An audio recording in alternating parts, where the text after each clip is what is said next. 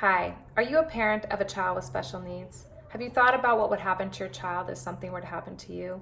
My name is Laura Croft with Timeless Estate Planning, and I'm not only your neighborhood lawyer, but I'm also a parent of children with special needs myself. And I want to share with you the top 3 things that you need to put in place to make sure that your child is always cared for by the people you choose and protected if something were to happen to you.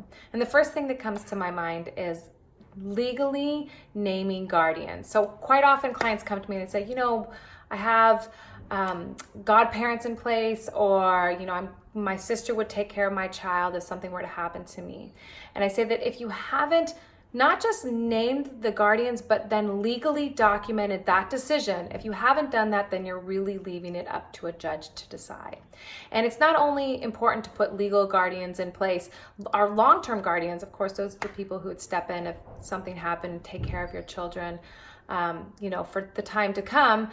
It's also naming temporary guardians to make sure that there's a plan in place, a short-term plan in place until those long-term guardians can get there. Because if something were to happen and law enforcement was to show up at your house or at daycare, then they cannot leave your child with somebody who's not legally named to take care of them. So they would have to be taken into some type of protective custody until it could be sorted out.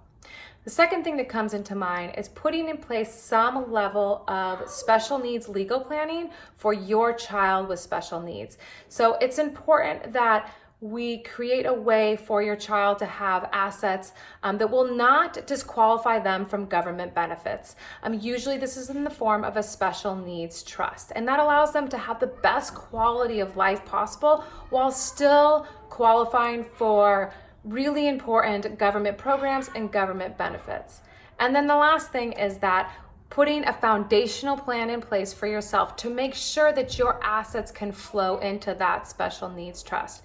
If you don't have a plan in place, what would happen is your assets will go through probate and they will go outright to your child on their 18th birthday. And at that moment, they would be disqualified from government programs and government benefits.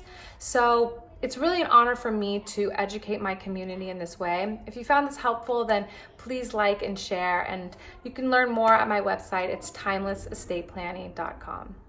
Thank you.